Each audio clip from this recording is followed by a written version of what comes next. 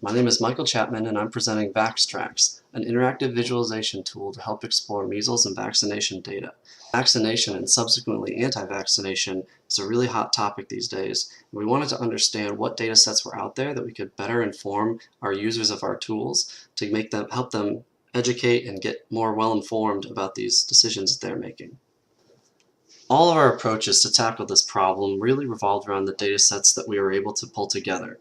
For example, the VAERS dataset, which is the Vaccine Adverse Event Reporting System, allowed us to see what people are actually saying in free text about what kind of negative effects they're experiencing with vaccinations.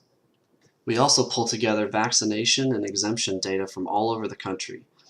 All of these sources come together in a single location in our Postgres database, which has over 1 million records across all the different various data sources.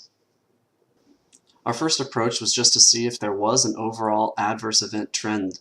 With this overall trend, we decided we wanted to dive deeper into the text mining of the actual adverse events themselves. If we were able to use this as an early warning system, we could see what types of complaints or issues were going on, various symptoms, all of these things captured by the shifting of topics over time. We leveraged LDA, or latent derelict allocation, a data science algorithm that we could separate out the various different topics just by mining the text themselves.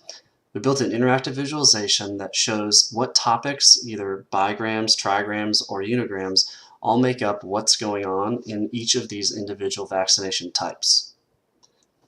Not only can the user see what terms are making up what these topics are, we can also show this trend over time and notice things that there was improper vaccine storage or temperature issues with measles vaccines.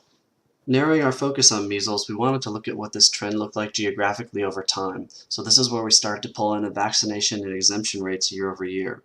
From this, we were able to determine things that there is a geographic bias where the west side of the United States has a little bit fewer exemptions and more vaccination rates than the eastern coast. In our final approach, we tried to leverage social likes and newsworthy events and how that trend looked like geographically over time as well. The best way to fully understand VaxTracks is to actually look at the tool itself. Here it is hosted up locally. We're able to look at all the various counts of the data sets, as well as look at each of these individual analyses in their own right.